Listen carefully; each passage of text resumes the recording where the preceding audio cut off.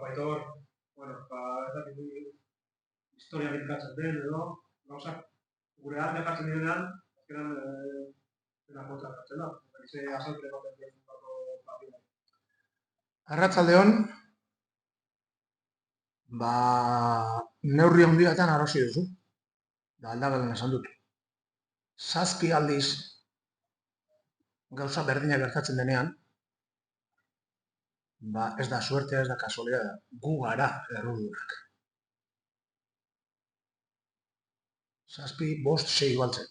7 aldiz aurkaria bat gutxiagorekin gelditzen baldin eta ez bazara gai irabazteko, zerbait esaten du zuregatik horrek.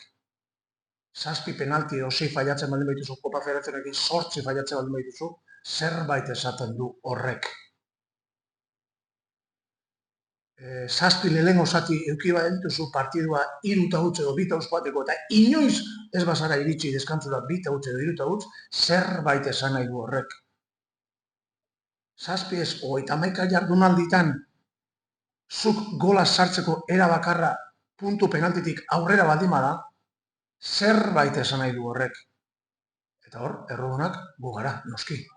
Ez da, ja, 7. jornadan behin pasatu zaizula. Ez, 31. jornadan 7 aldiz, 5-6 aldiz gertatu zaizkizu orain esaten nahi izan gauzak. Orduan, gure errua da. Baina esaten dut, 6 partidu etxetik kanpo irabazi baldin baditugu, horrek ere esan nahi du beste gauza batzutan onak garela. Esan gezakegu garela ekipo bat reaktiboa gehiago proaktiboa baino? Bai. Bai, argi eta garbi.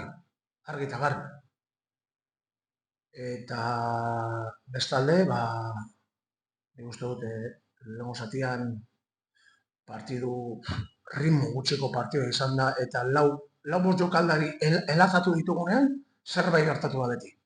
Gola, penaltiak, etorri dira. Falta bordelarea, baina ritmo gutxiko partidua zen, eta beraiek nik uste ezer gutxirekin, baloi luzea jo eta okorrelak edatatzen zituzten, eta bueno, dena alde duzunean, gertatu dena.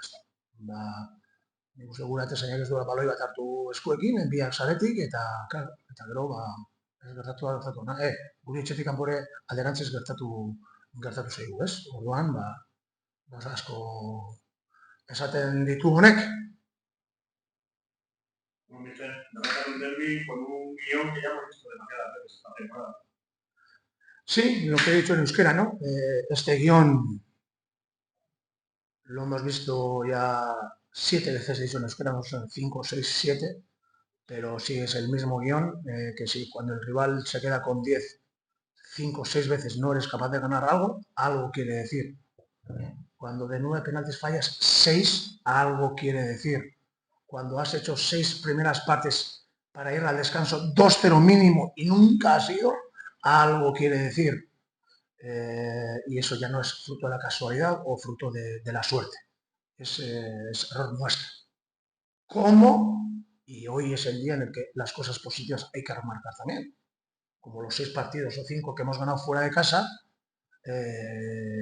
pues han sido la mayoría en otro guión, ¿no? En otro guión.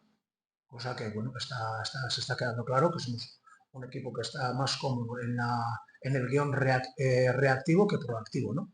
Y, bueno, esa es la realidad. Como puedo decir que tengo la sensación, y es la primera vez que me pasa, que nuestro equipo solamente puede meter goles del punto penalti hacia adelante, ¿no? Así que eso también es un hándicap importante. Y mira, os digo, oye, cuando estaba viendo la Real, incluso me han llegado mensajes, ¿no? ¡Pum! Y desde 35 metros, ¡gol! Y ¡pum! Y, hostia, ¿qué, Aitor, te estás acordando? Y he dicho, no, se está jugando dando el hambre y las ganas de comer. Y tú luego no eres capaz de marcar ni de 11 metros, ¿no? Pues hemos metido un gol de fuera del área en todo el año. Pues son cosas que, bueno, pero ahora hay que decir, que cuando la semana pasada ganamos al Alavés al segundo, tenemos muchas cosas que son buenas. Y es hora de decir también, aparte de decir y resaltar que este guión ha pasado demasiadas veces.